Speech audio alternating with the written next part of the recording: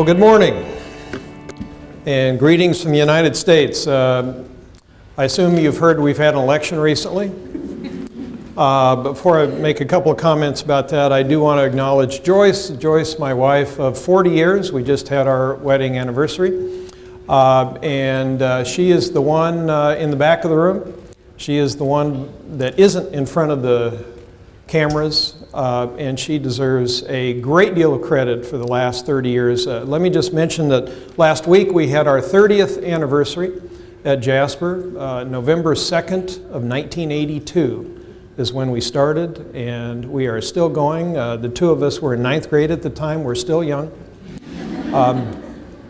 But it's been a long road, and she's traveled it not just to get here, but the last 30 years, and I really appreciate her coming along, and she is really the heart and soul of Jasper.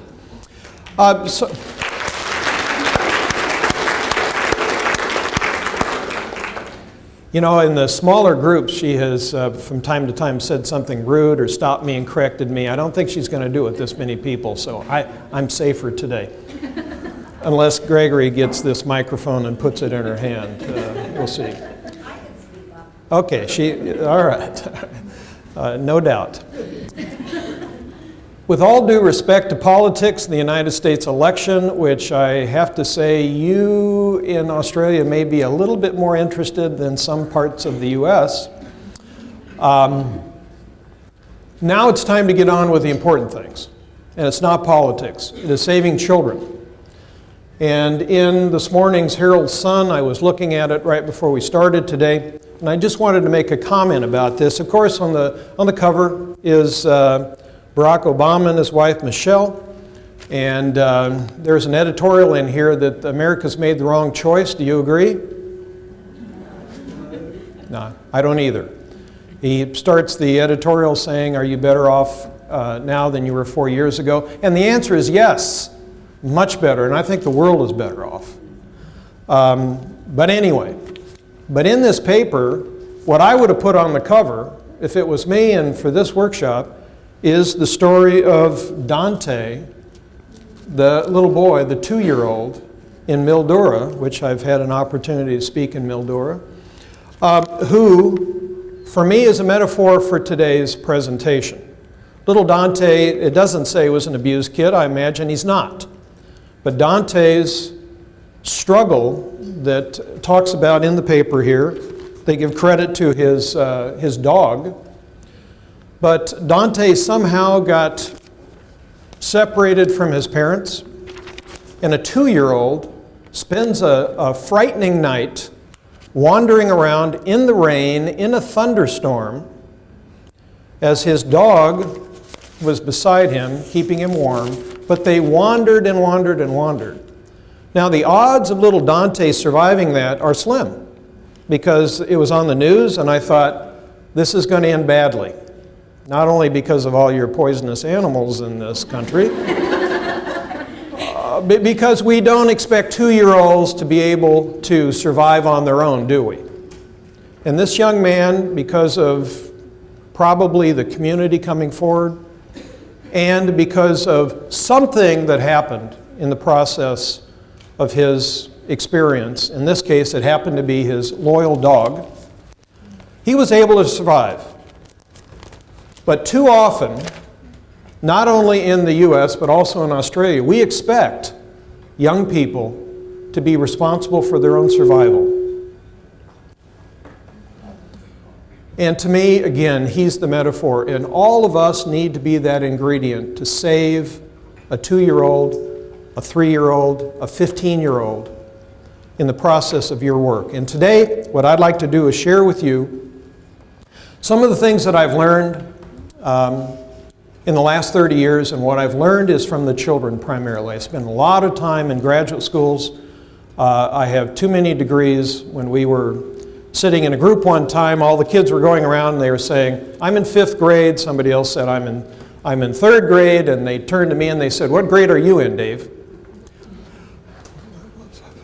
And I said, well, I finished 23rd grade. And they were all stunned. And one of them said, is that because you're not very smart? And I could see his little mind thinking he probably had to repeat 4th grade 3 times. So maybe it's not very smart to spend a whole lot of time in school, because the ones that teach us are the children. So I'm going to, I said last night, and I'll repeat it right now, that what I'd like to do today is, I'm going to give you a little bit of theory, but I'm going to give you lots of practical information. And my goal is to give you more than 100 practical ideas that you can take into your work tomorrow and use. 100 ideas, practical ideas that you can use tomorrow. So if I don't meet that goal, then I failed today. Because I don't think you need more theory. I think what you need is what is really going to make a difference. Let me start by saying that the title for today is the title of one of my books. And right in the beginning of the book, anybody in the audience has read Achieving Success with Impossible Children? Yes? One person. Okay, great. It's a great book, isn't it? No. Right off the bat, I start by saying I have not found that kids are impossible. I have not found those impossible children. And please understand that at Jasper, what we do, we have a lot of abuse. We have a lot, actually, last night I didn't say this, but our abuse rate in our county is 16 per 1,000, which is considerably higher than you have here. And we struggle with abuse all the time. And it's our job to see what we can do to make a difference with these young people. And I don't find them impossible. What I find is that we put these children in impossible situations. Didn't we put Dante in an impossible situation? How did he get separated from his parents? Well, we don't know. It doesn't say in the article. But how many kids in care get separated from their parents? How many kids in care don't have 2 parents? What we do at Jasper is we look for the children that have had the most difficult times and their background. And what we do is we try to connect 2 things. One is we develop this place in the mountains in Oregon with clean water and clean air, with very few natural disasters, with the ingredients that would be the most healthy for a child, a special diet, opportunities for recreation, having fun, all of these things, and take the most difficult kids in the best environment that we can produce and see if we can make a difference. It's been 30 years and we're making a difference.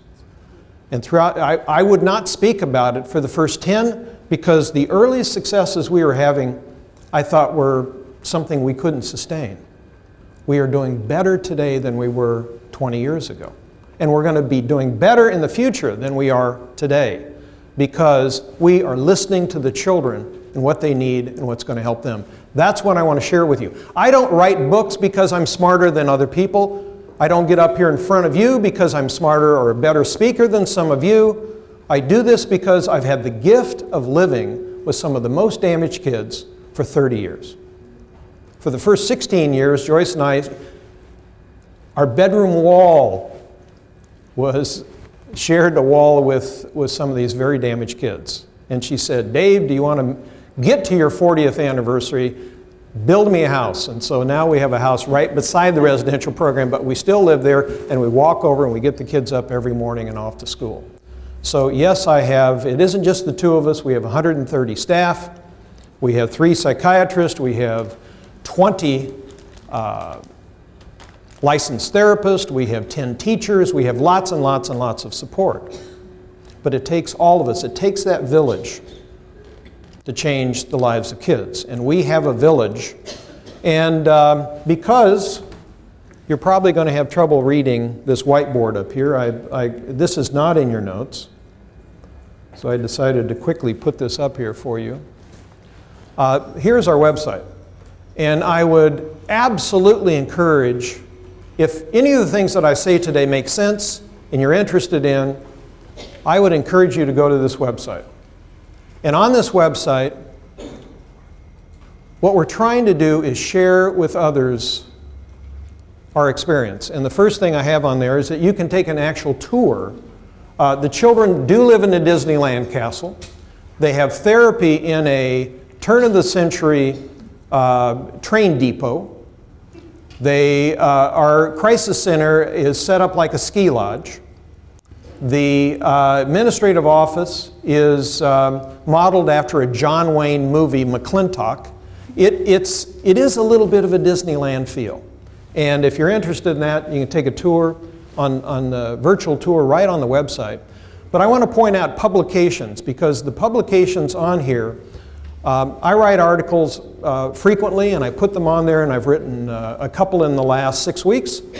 And under publications, take a look at and just download them, read them. I offer them to you. Things like optimal educational environments for kids who have been traumatized. How can our schools change to help the needs of kids that have gone through significant trauma? Things like the importance of childhood play. How we have to teach these kids how to play again, because they lose that when, as little Dante, they're responsible for their survival. Recess is not that important when you're not sure whether the bully is going to hurt you or somebody's going to come into your room tonight and sexually touch you when it's dark.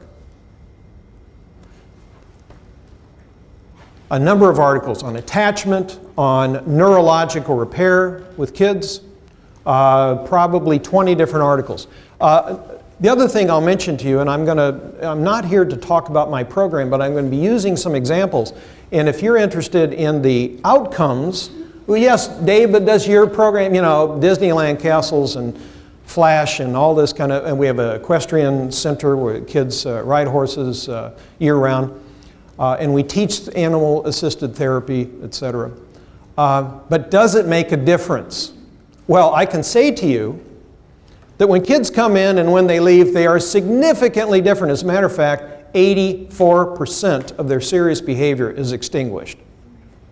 84%. Keep in mind that Jasper Mountain focuses on the top 1/2 of the top 1% of the serious kids in the United States. We work with kids throughout the country, and we work with kids from about 6 different other countries because they're adopted from Romania and Russia, Latvia, Estonia, Guatemala, into the United States, and then there are some problems and we work with them.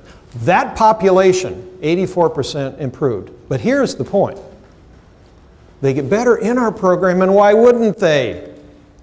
With all the support, with all the special education that we do, all of these things. But here is what I want to say to you. My interest is how kids do after they leave treatment. After they leave treatment. Well, we have the longest follow-up in the United States. They've done 2 studies throughout the U.S. on follow-up, and we do it for 5 years. We formally track all of our kids for 5 years. And after 550 interviews, I think it's 546, the children outside of our program, they've been out 5 years, they are doing much better than they did when they left us. Okay? Are you interested in what makes that kind of difference? Because isn't, Resi programs, other programs, kids leave the center and then they start losing some of the gains. I think there is a storm blowing through. Okay. And I don't have my German Shepherd, but I do have Joyce to keep me warm. Okay. I don't know what that is, but it's going to drive you nuts in a few minutes.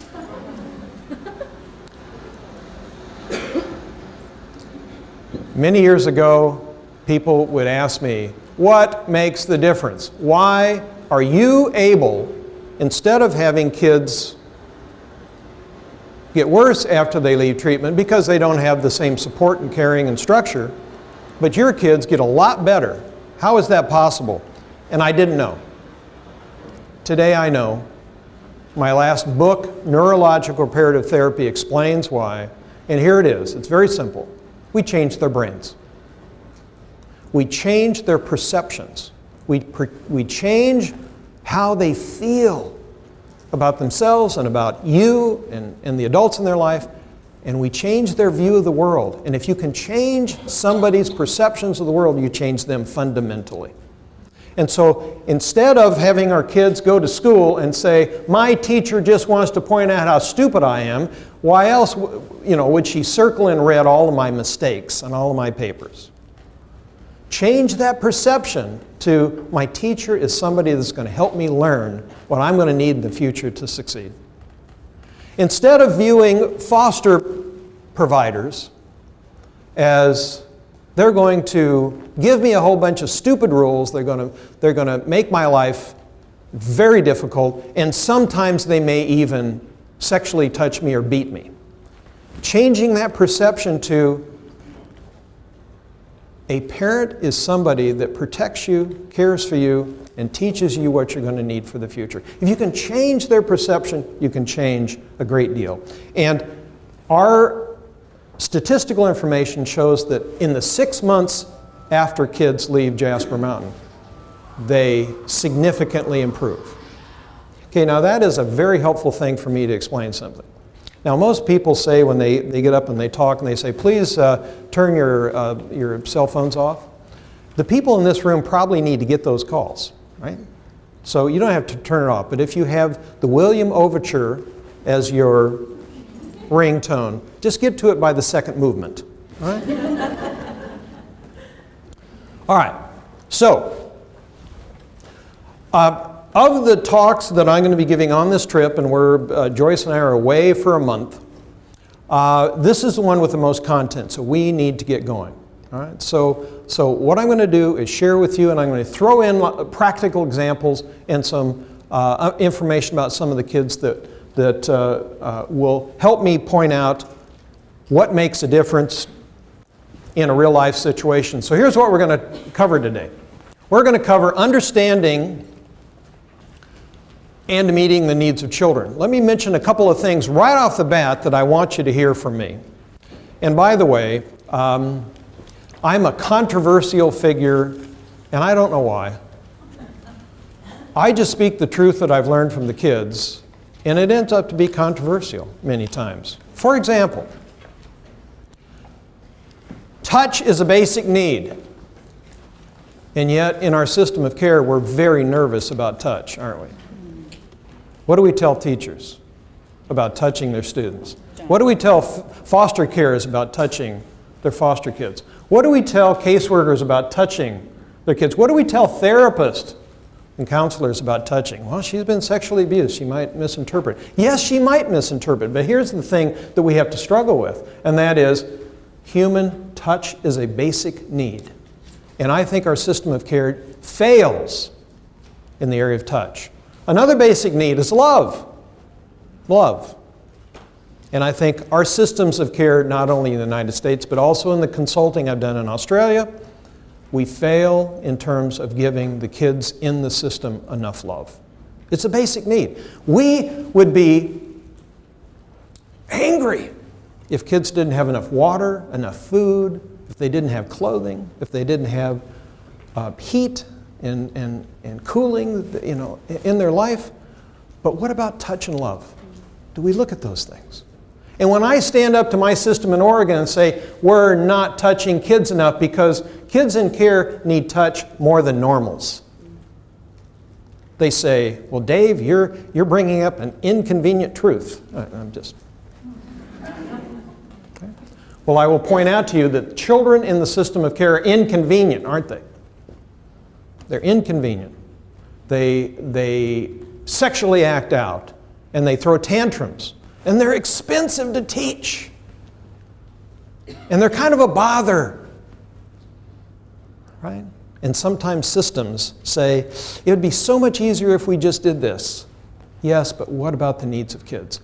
And my job, and I'm going to encourage you to do the same, is to speak out for the needs of kids because they don't have a voice. And the voice that they have is one of pain. When they found little Dante, he was crying. Now that's good news, because the children in Romania and the orphanages that you have probably seen the documentaries of, they're making some changes over there, but there were so many kids that grew up in orphanages, and they didn't cry when they were cold, sad, alone, hungry, soiled pants, whatever it is. Their little brains said it doesn't make any difference. Nobody's going to respond to that cry. Little Dante was still crying when they found him. Right? There are so many of our kids that are crying out. But how do they cry out? They don't say, I am sad, I'm scared. Now, some of them do, but most of them don't. They say, I am angry, I have a lot of rage inside of me, and I'm going to take it out on you. See, you're the closest person. I told you I was going to pick on you, right? And that's what kids do. And it's a compliment when our kids attack us and get angry at us and even physically hurt us and kick us. It's a compliment because their little brains won't allow them to be aggressive to anybody that would turn around and kill them. Their brain won't let them do that. And so they'll find a safe person in their life to say, I am fucking angry! Oh, by the way, I should say that I'm going to use some nasty words today. If that's a problem, go ahead, get out your evaluation form and say, he seemed like a nice guy, but such a potty mouth. I don't use those words in my life. I only use them in training. Okay? And I use those words in training because we all have to get over our reaction to power words, to what the children throw out, and when they say, I am just so fucking angry with you. Okay? You could say, I don't want you using that language. That is wrong. Right? You've missed the point. But if you said, I appreciate how honest you were with me just then, and I can see that you're hurting. They might shed a tear, but not immediately, because their brains say, don't be vulnerable. Because we know what's going to happen when we're vulnerable. We're going to get taken advantage of. Okay? So we're going to talk about needs. We're going to talk about understanding these kids. And there are some ways that my kids have taught me to understand them. One of them is that they speak in opposites, but that's coming up. Then we're going to talk about learning how they think and how to translate the message they're giving us. How they misuse language, and people say, oh, they lie all the time. Well, they say words that we need to be able to translate. And they have a meaning that they're almost always honest with, and that's through their eyes and their energy. And I want you to learn how the children that you work with tell the truth. So before I go into that, let me just say from the beginning, how many people in this room work primarily with kids under the age of 12? I know there's a lot of early childhood folks. Okay, very good, lots of you. How many of you primarily work with teenagers? Okay, quite a few. Sometimes both. How many of you primarily work with adults, traumatized adults? Okay. I want you to know that nearly everything I say conceptually is true for all three groups because of this. We now know through brain research that trauma arrests the development of our emotions close to the age that we were originally traumatized. And so what we have are adults with a little child inside. We have teens that are oftentimes have emotional age of about 3 or 4 or 5 or 6. Okay? We have little children that sometimes are actually emotionally infants. We did a staffing of case in Darwin, wasn't it? Brisbane? Darwin. It's kind of run together. And we staffed a case, and it was a little girl that had been sexually abused by her mom and her dad at home, pulled out of her home, put in a foster home, and was sexually abused in the foster home by the dad. She was pulled out of that home, put in a third home, and she was sexually abused by a teenager in the third home. And you know what the problem was? The problem. She had selective mutism. She wouldn't speak. And I said, they asked for a consult. What do you think about this case? And I said, well, the first thing I would ask you is, when do you think she was first abused? Well, it was, before the age of 2. Perhaps before the age of 1. I said, what is she telling you by the fact that she is mute? Oh, that she was abused before she had language. Do you see that? So, understanding how they communicate to us. So here's a practical the first or second or the third practical idea here. Whoever you're working with, ask this question: what is their emotional age? Because when they get under stress, they will gravitate to that age. And the practical suggestion is work with them in whatever way that you're working with them at that age. So if you are working with a 6-year-old and they gravitate to an infantile position when they feel stress, rock them, care for them, give them the support and the cuddles that you would an infant, and watch how they respond to that. If you're working with a teenager and he gets out on the football field or the soccer field and gets kicked and gets hurt, and they're over in the corner just sobbing like a 3-year-old, when they're under stress, treat them at their emotional age. But there'll be more about that. Using behavior management that works, and I will be giving you extreme examples because our children sexually act out, our children have burned down homes, our children have killed people. We have one young lady that I just got done working with who had killed 12 farm animals, horses, cattle, goats, sheep, poisoned them. Okay? These are extreme cases, but I believe if some of the things that I'm going to offer you today will work with the most extreme kids, they're going to work with some that are not that extreme. So behavior management we're going to cover.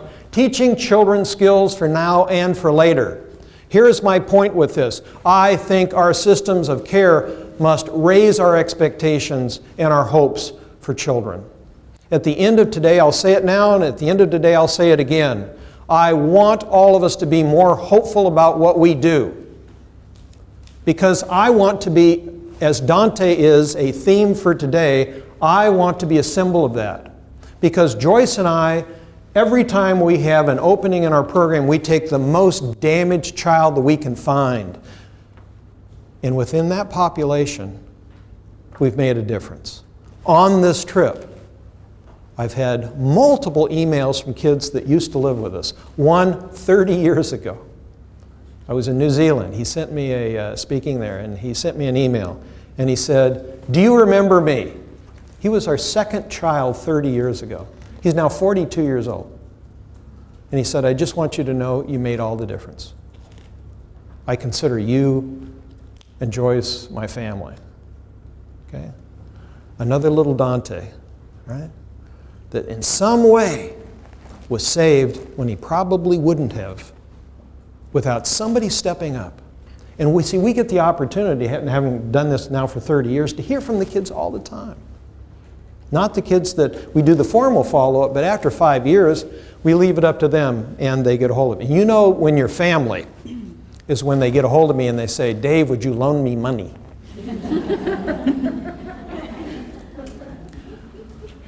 But what I want to say about the system of care is I think too often we try to just get through the day in our Resi programs. Can I just get to lunch? In school, can we just get to the end of the term?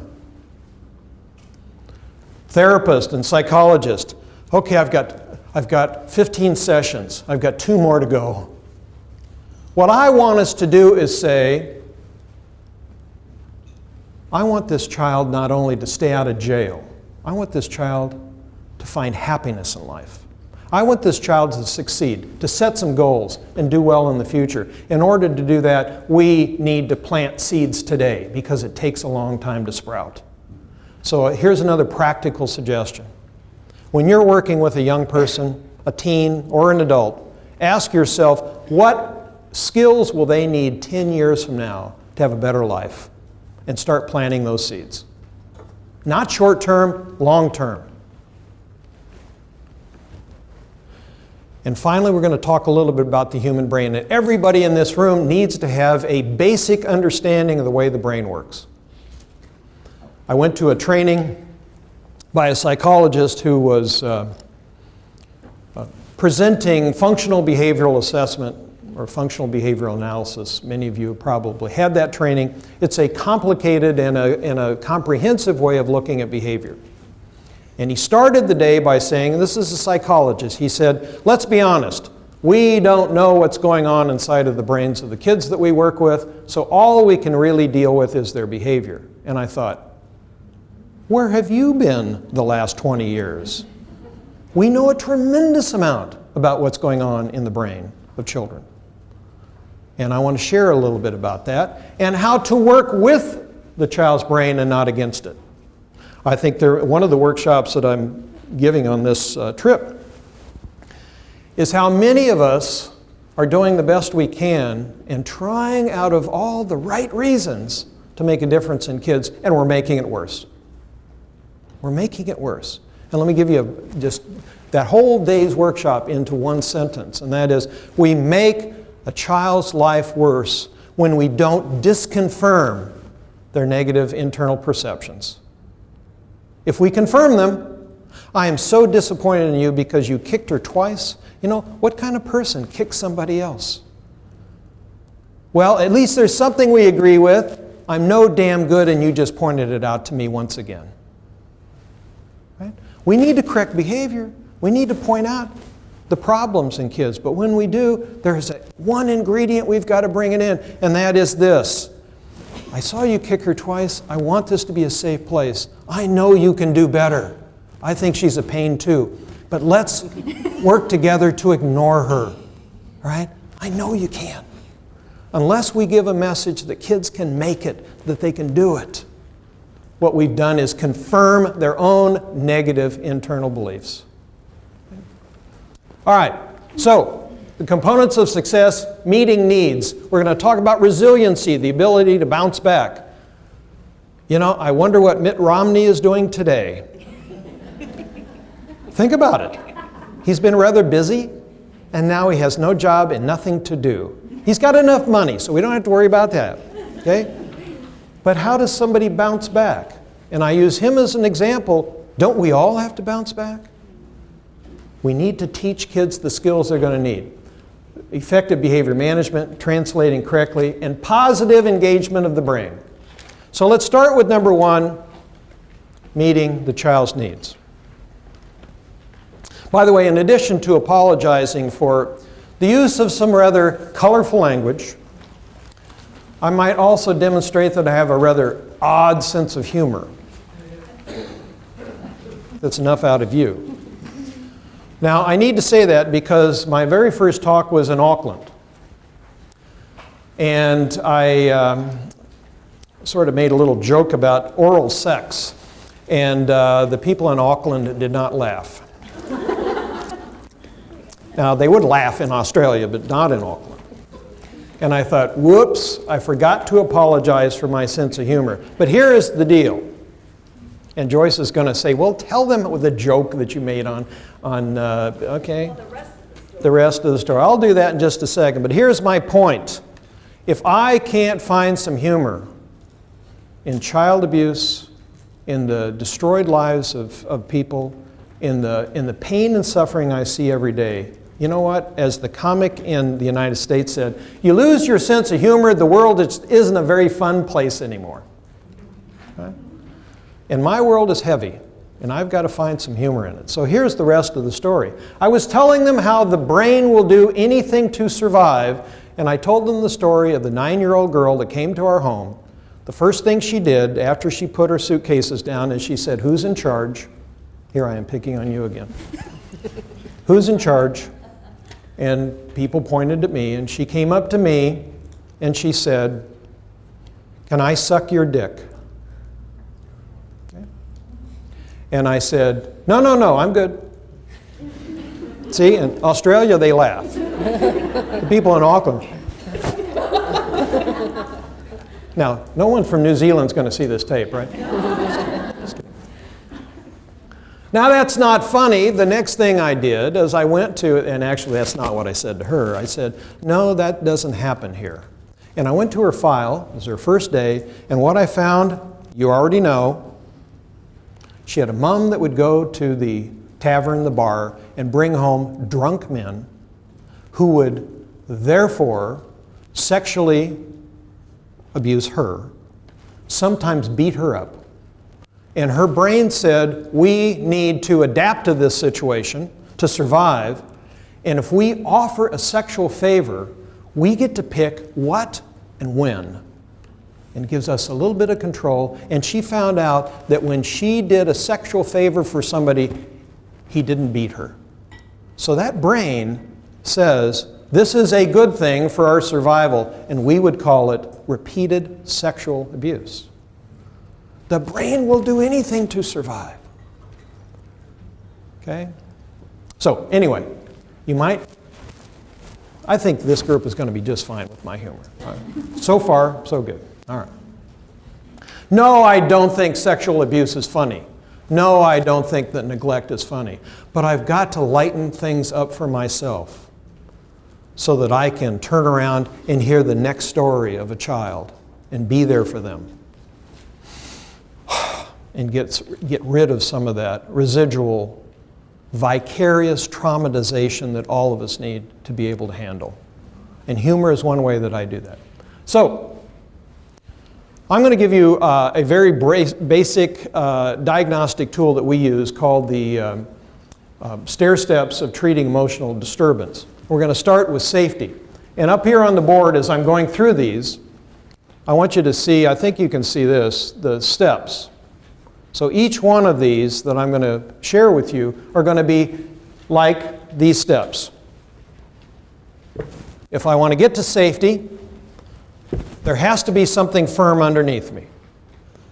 And only once I get to safety can I take the next step, because every step is built upon the foundation underneath it.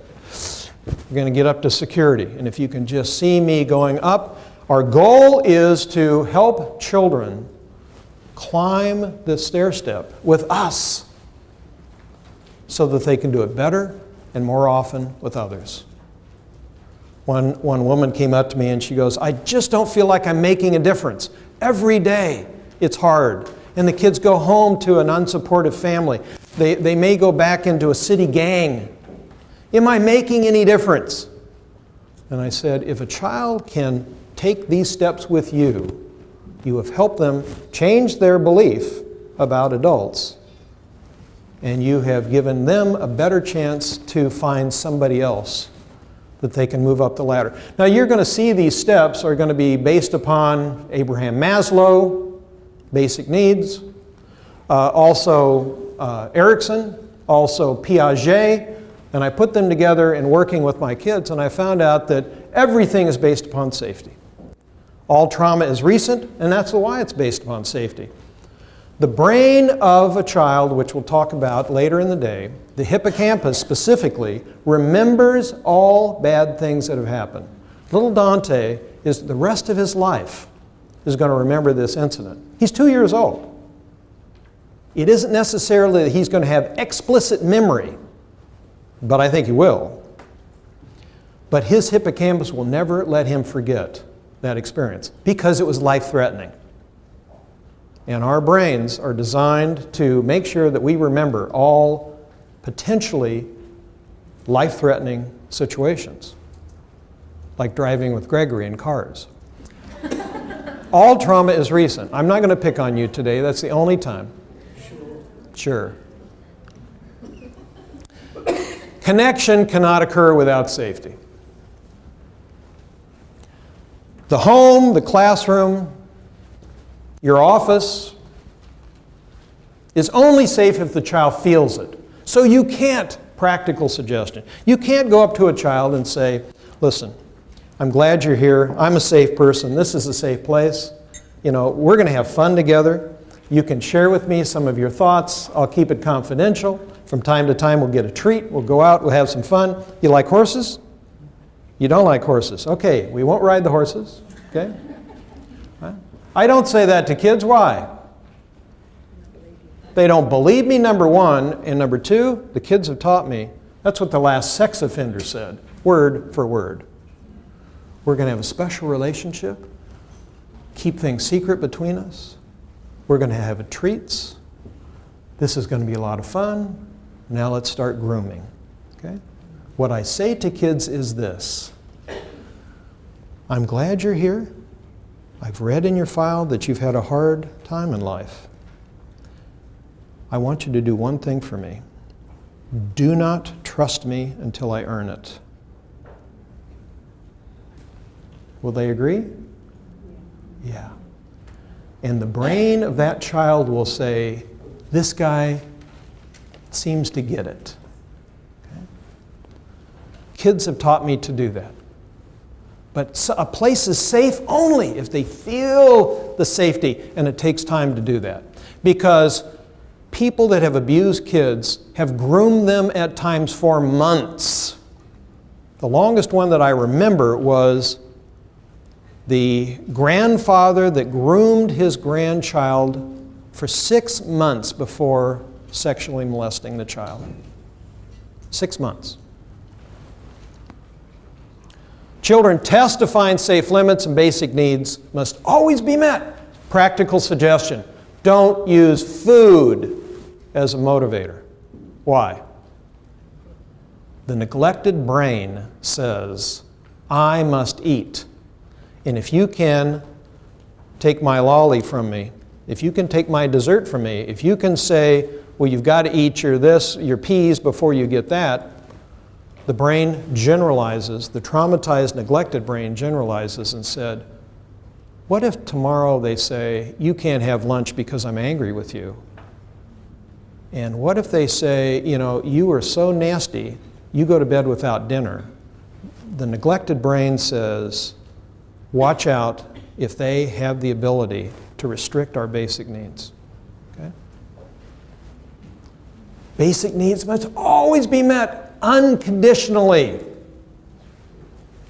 You remember what I started with? Love is a basic need. Touch is a basic need, in addition to food, water, clothing. Here's a tough one: no violence in the environment. At Jasper Mountain, we have no television, no commercial television, none, for 30 years, and we never will. Television in the United States is the great babysitter. All of these kids have grown up on television. But here, let me tell you, the thing that continues to just blow me away. When they first show up at our place, they say, where's the TV? And we say, we don't have one.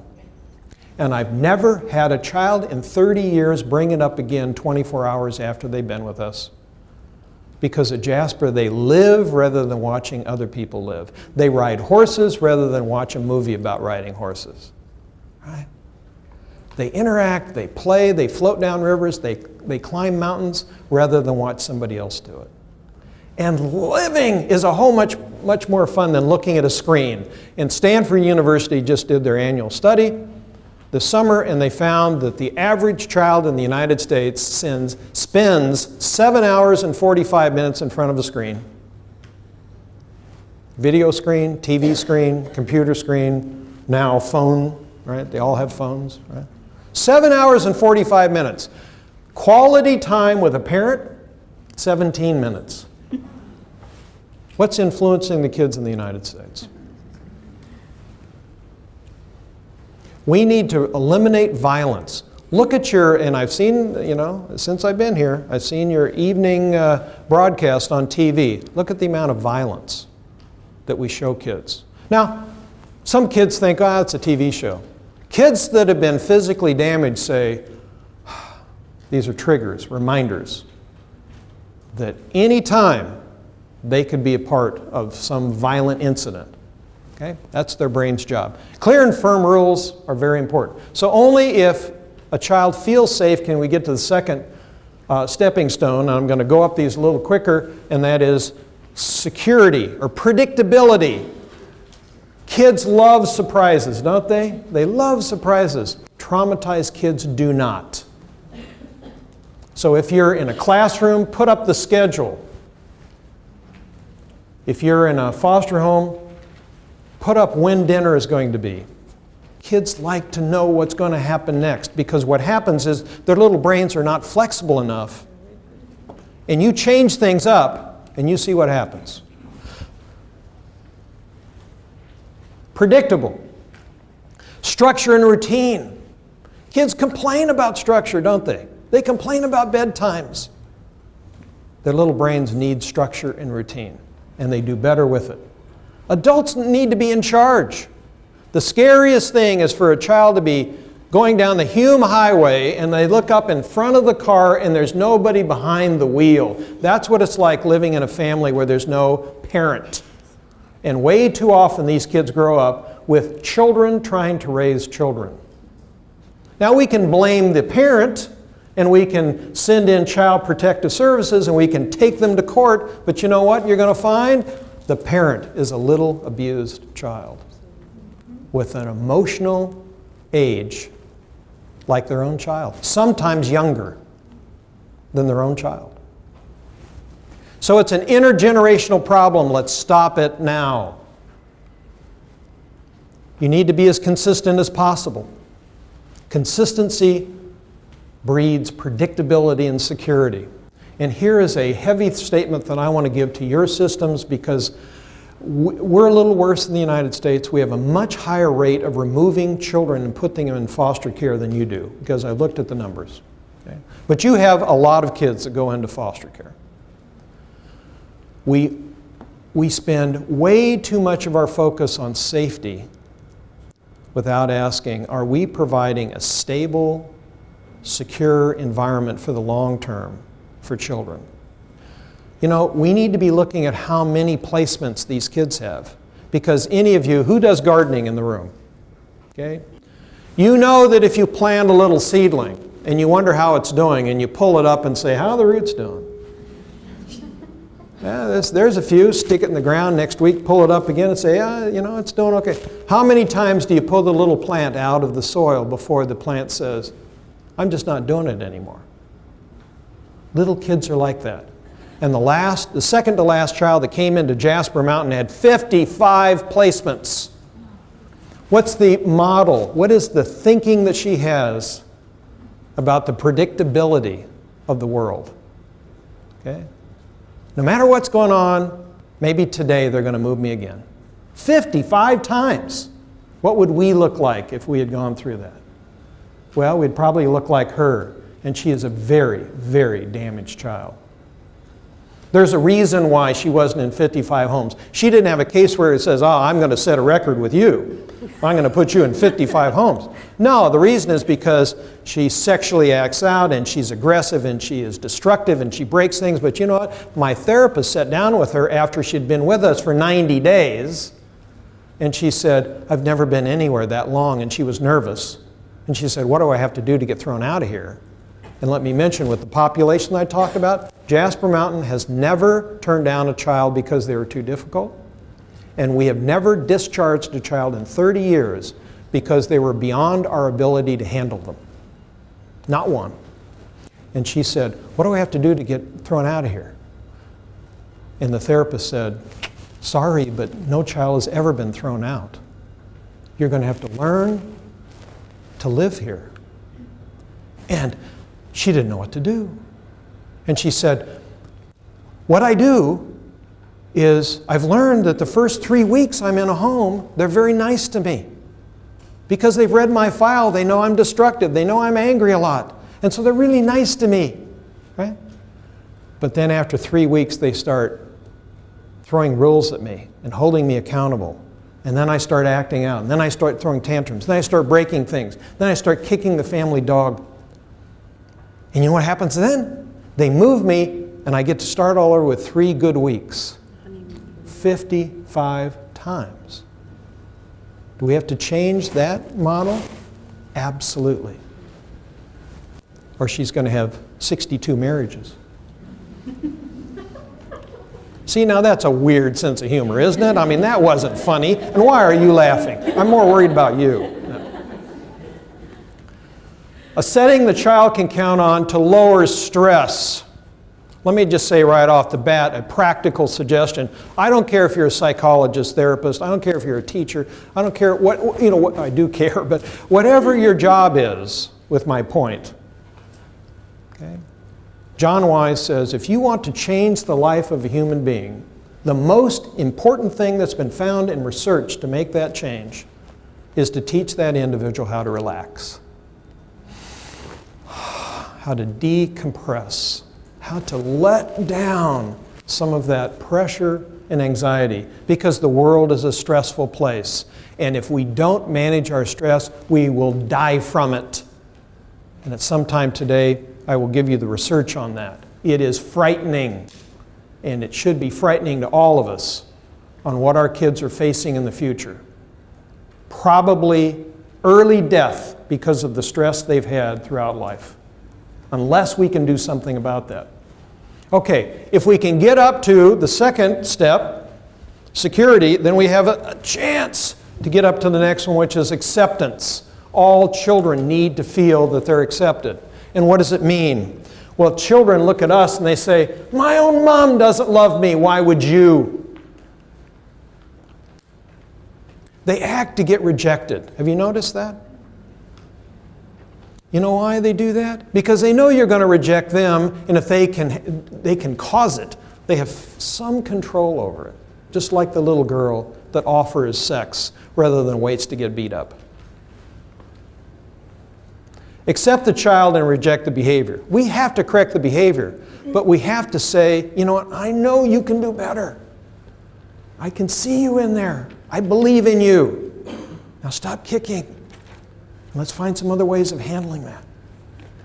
You have to let a child know that you accept them. And here's an image I'd like you to have, at least with the kids that I work with. I work with a lot of rage and anger and frustration. And you know what's underneath that? Fear, being alone, and being sad.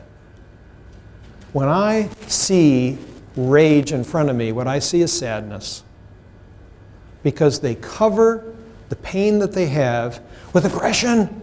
Because wouldn't you rather be angry than being curled up in a little ball and sad? Well, their brains would, because they say, do not be vulnerable to anyone. If the child doesn't feel loved, they will act unlovable. We all act as we feel. And if we keep saying, you know, you continue to do inappropriate things, which is our new word for bad. You know what the kids hear? It's bad. You do bad things. Well, of course I do because I'm a bad person. And they draw pictures of themselves with a black heart inside. And they feel empty. Unless we can change that self-perception, we confirm their belief. So every time we correct behavior, we confirm their belief that there's something wrong with them. Every time we give them a pill that says, here, this stimulant's going to make you whole, just take it.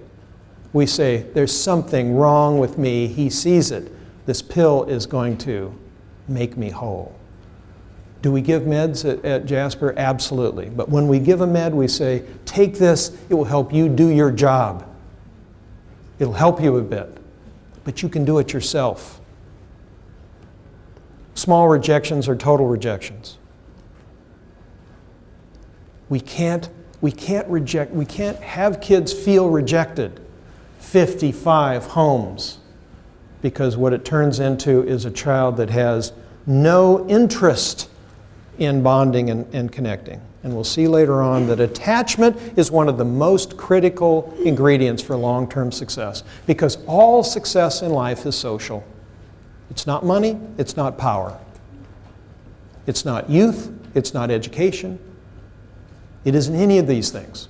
What happiness research says, and I don't have this in your notes, anybody interested, and I'd highly suggest it, a new book. And Gregory doesn't have it, but he's working on getting it. The How of Happiness. Anybody read that in the room? The How of Happiness. I would tell you the author, and somebody's going to say, how do you spell that? And I have no idea. Sonia Lyubomirsky. But you can just type The How of Happiness. Get that book. It is full of the research on how people find happiness in life. And that's my goal. I bet that's your goal. And I want all of us to have that goal for the children, the teens, and the adults that we work with. Okay, if we can move up to acceptance, then we can get to belonging, another basic need. So how do we do that? We have to find the child. So that image is of that angry child that maybe has I hate to pick on one breed, but a pit bull. You have pit bulls, you know? And that pit bull, that angry junkyard dog, keeps everybody away from the little child inside. And when we work with these kids, we have to get beyond all of that harshness, and we have to say, I see you in there. I want to help you. I want to support you. I want to teach you something in school. I want to give you the support in our home that you haven't had in other homes. I see you in there through all of the anger, through all of the destructiveness, through all of the bad language. Because if we don't see that little child inside, we can't disconfirm their belief that they're never going to have somebody that can meet their needs. Belonging. Tell the child they belong. The child with the 55 placements, I got the whole staff together and I said, I want everybody in every shift that you work with her to let her know in some way you're happy she's here. And after 2 days, she came to her therapist and said, what is it with this place? They're all happy that I'm around. I've never seen this in my life. Is something going to happen? Right? We have to throw her off a bit. We have to make room for some new perceptions. Okay, to all of the attorneys and the risk managers and administrators, here is my argument with touch. The University of Miami has done research, and they've said, and they found in research that human touch is associated with the release in the brain of oxytocin, something that we know about with children and mothers. Oxytocin. Oxytocin has been linked with trust. Did you hear it? Touch, oxytocin, trust. Should we touch a lot? Okay, yes, but how do we touch? I've mentioned that a couple of times now. Let me say something about that. How do we touch? Well, again, I'm going to share with you what kids have taught me. I'm asked, do you give your kids hugs? My answer is yes, but only when I have permission. Why? 6-year-old one time said, I don't like hugs. Why don't you like hugs? He said, because people press their private parts against mine. We have a problem with that perception? Okay. Gregory's car has a little beeper in it, so he doesn't run into things. Beep, beep, beep, beep, beep, beep, beep, beep, beep, beep, beep, beep, beep, beep, beep. This little guy, actually it's the amygdala in his brain, said when somebody's private parts are too close to his. Can you imagine today, if you walked around today and beep, beep, beep, beep, beep, you're awfully close to my private parts, beep, beep, beep, beep, beep, beep, right? Well, I need to say in Auckland, I said, touch is really important. So, we had a group and I said, if anybody would like to have a hug today, just come on up and ask, and I would appreciate a hug. And so a bunch of them did, And at the end of the day, Joyce said, you were sure pressing your private parts against a lot of Kiwis. No, I said you seemed especially needy that day. See, and I associate needy with private parts. See, there's the difference. That's Mars and Venus, right? Okay, now we're moving on. Physical touch associated with belonging. Okay, in foster homes, which I do a lot of training in foster carers, how many foster carers in the room? A few. Okay. I'm glad you're here. I think that you're the, excuse me for using the example of a child being sexually abused in foster care. Foster care is the basis of our system in Oregon. All the other things that we all do. But it's families where kids grow, heal, learn, and feel the safest. And so I do lots of training with foster carers, and I don't think they get enough credit for what they do. But I say to foster carers, don't just have the mom spend time with the child, the dad as well.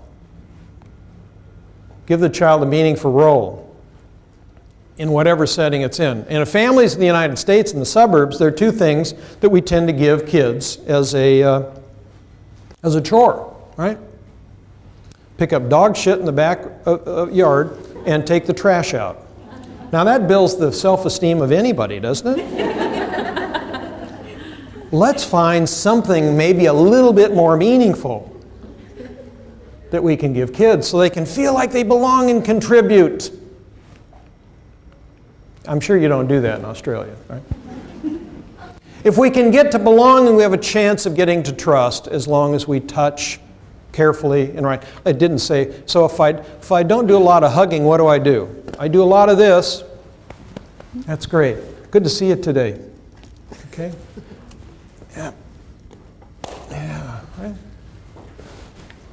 I'm touching all the time. Right? And the oxytocin that's flying around this table is just amazing. Actually, what's happening is all the stress response. The cortisol and the adrenaline is happening. What's he going to do? Is he going to press his private parts against me? Okay.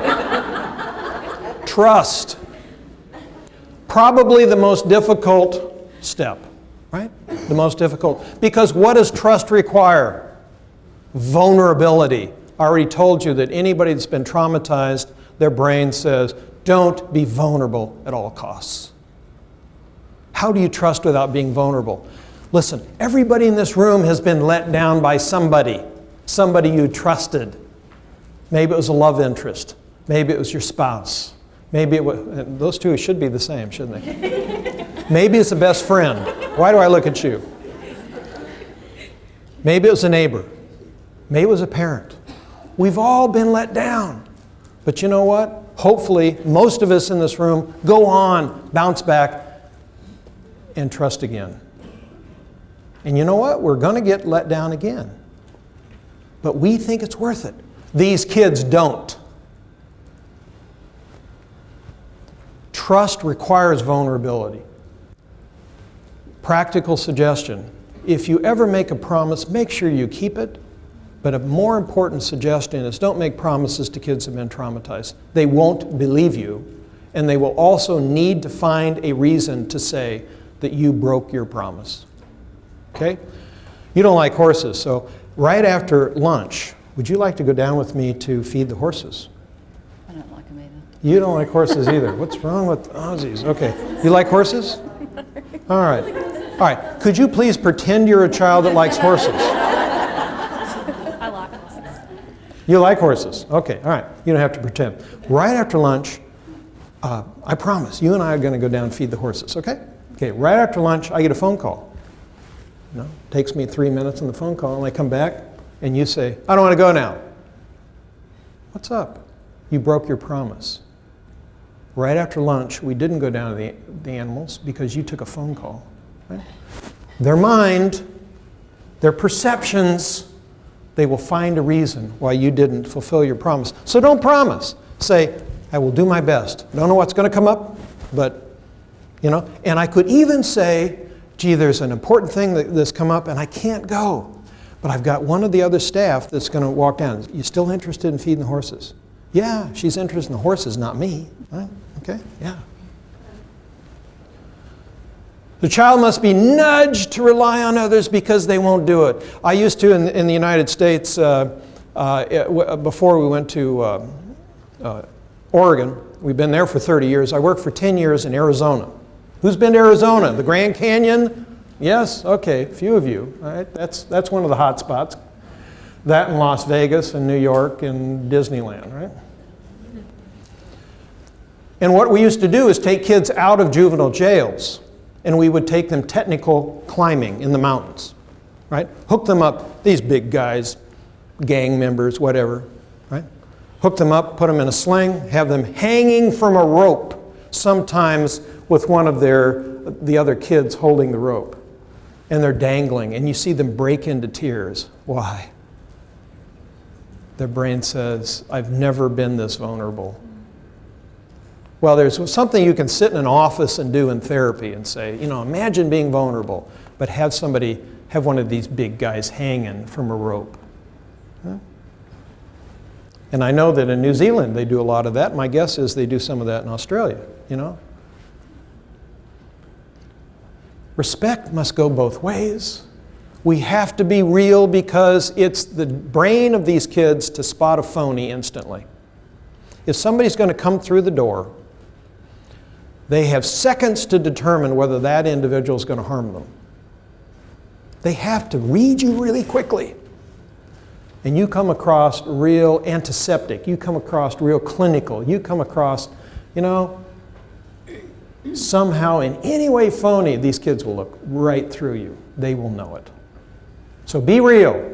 And so when you say to them, you know, I love working with you, mean it.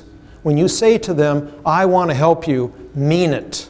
When you say, I want you to be in this family, I'm glad you're here, mean it. This may be the hardest step, is to get to trust.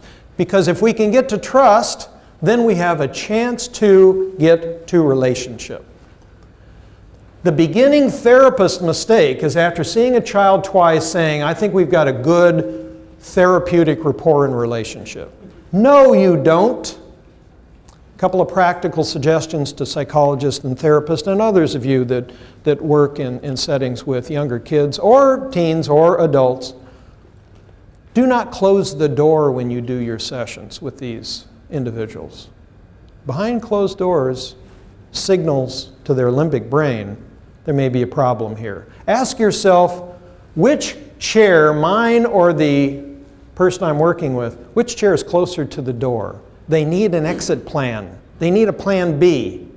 You don't think that way, they do. A couple of, again, things that the kids have taught me. Mutual connection. This is what a relationship is to me. Mutual connection, where needs are being met, wants are being met on both ends, and nobody is being used or abused. One time a child came up to me, I was working with him. He had Asperger's. So his perceptions were a little bit off. And he came up and he said, do you get paid to work with me? And I said, yeah, I get paid. I have bills that I have to pay. And he goes, if you get paid to work with me, that would make you a mercenary. I said, I never thought of it that way, but I'm going to put that on my resume, I've been a mercenary for a number of years. Okay? Perception. Right? Why do you work with me? Oh, you're paid. Right? High expectations. I think we need higher expectations. I've said that. So quickly on expectations. When I go to my kids and I say, you know what, you've had a hard life, I know there have been lots of problems, so I'm not going to expect much of you. Am I going to get what I expect? Probably a little less. Right? They never want to give us everything we want. Right? But if I say, I know you've had a hard time, but I see inside of you something special. I want you to reach higher. Am I going to get what I asked for? No, I'm going to get something a little less. What's the difference between here and here? My expectations of the young person, of the teen, of the adult. I've done professionally a number of scales, psychological scales. You'll find them, and say a couple of things about my books right before the break. I have 7, 8, 9-year-olds help me develop some of these psychological scales. And when I go to them and I say, there are adults that really want to learn about these things. I want you to help me. They go, I'd love to. Because who goes to them and says, I'd like to learn from you? That little gal with the 55 homes, her teacher came to me 3 days before I left on this trip. And she said, I know you're going to go around training all these people. This teacher is not exactly on the same page as the program yet, okay? And she goes, I know you're going to go out there and do all this training and say, help these kids. Before you go off and help everybody else, help me. I got to teach this kid. You're so happy to have her in the program because she's going to teach us all how to be better whatevers, but I got to teach tomorrow, and she is disruptive in my classroom. I said, what does she do? She's nasty to the other kids. She's always interrupting. She gets up and down. She just lets her presence known constantly. And I said, that's one of her jobs, is to get attention. So let's work on how she gets it. Okay, she didn't say this, but basically what I heard was, okay, big shot, what do I do while you're gone? And I said, let's do this. I want you to give me the 3 things you want to teach next week. Well, we're going to work on this, this, and this, language, arts, science, and a topic. I said, pick one of the 3, assign one of the aides, and work with her and have her teach the class on that subject. Well, she's going to do it wrong. All of our classes, I should say, have computers and PowerPoint systems, and the kids teach the kids. Because who learns the most? The one that teaches. And she said, but she's going to do it all wrong. She's going to get up there and say, okay, all you dumb shits, pay attention. I've got something important to say, and I just see a lot of just blank faces out. She's going to be, and the kids aren't going to like it. I said, okay, but we're going to approximate the behavior that we want. And I said, is she going to get attention? Oh, a lot. So is she going to be disruptive in the class if she's up in front teaching the class? Well, no. She goes, that might work, that might work. And so when I go back, first of all, I'm going to find out how that went. And second, we're going to have a little conversation about being a little bit more hopeful about what the kids can do. Okay? Because I'm concerned this teacher is confirming some of the issues. Okay? I told you I have 130 staff. They're not always on the same page all the time. So there's a lot of internal training that we need to do. High expectations. Adults must set the tone. This teacher walks in the classroom and looks at this young lady and says, what are you going to pull today? Who's setting the tone? Oh, I hope William doesn't come to class today. Oh, we would have such a better time if he doesn't come today. Maybe he'll be sick. Oh, geez, there's William. Who's setting the tone? Keep giving invitations. Children that have attachment issues, problems, disorders, fill our systems of care. Okay? And what do? They push us away. They smell bad, they say bad things, they act bad, they do all of these things so that you will say, oh, I don't want to be around that kid. And they feel better when that happens. We have to change that by inviting them into connection. This is great stuff because it's training for unconditional love. In the last chapter of my first book, I need to say since the 60s, I've studied psychology and I've studied spiritual development. Now in the 60s, there was a conflict. There isn't today, okay, between psychology and spiritual development. The last chapter of my green book is working with children as wonderful spiritual work. Pace yourself is a marathon, it is not a sprint. We have a long way to go with this young lady with 55 placements. If we can get to relationship, which we want to get there, that's where we learn about ourselves is from others. Self-awareness. At first, kids only see a negative reflection. I know you think I'm stupid.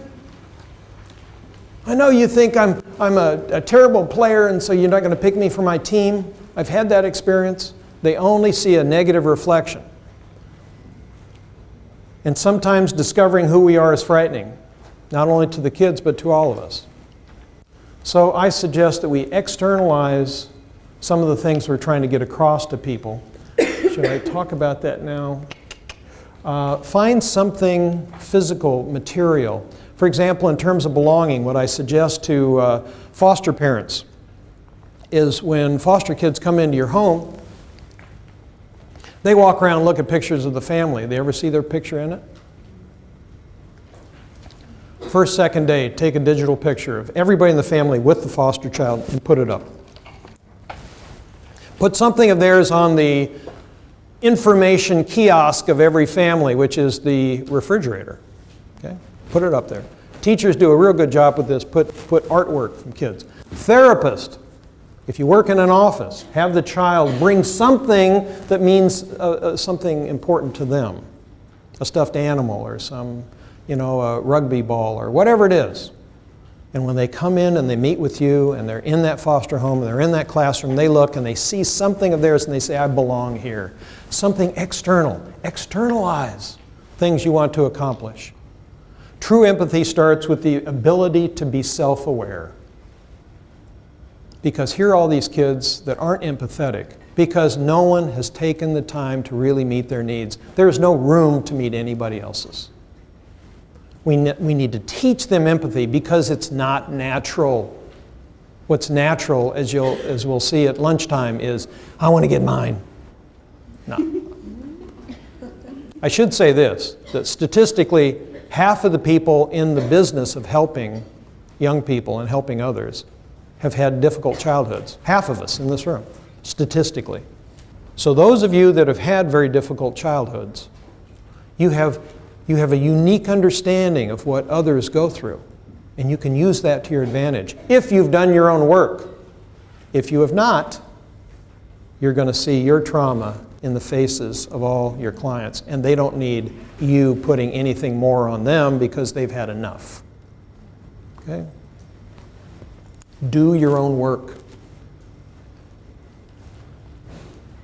True empathy starts with being self-aware. And here's the top. This is the inner spring, personal worth, the inner spring that you can count on when everything else dries up. There's a chapter in my book, Beyond Healing. When you think that you're having trouble now, try being very successful at something. Ask Tiger Woods. Ask Lance Armstrong. Right? Ask some of these people. Okay? Now, have they done something to spit in their own soup? It sounds better in German. It's actually a psychological concept, but I don't know it in German. Pee in your own what? Pocket. Pee in your own pocket. Now that would be a little bit of work, but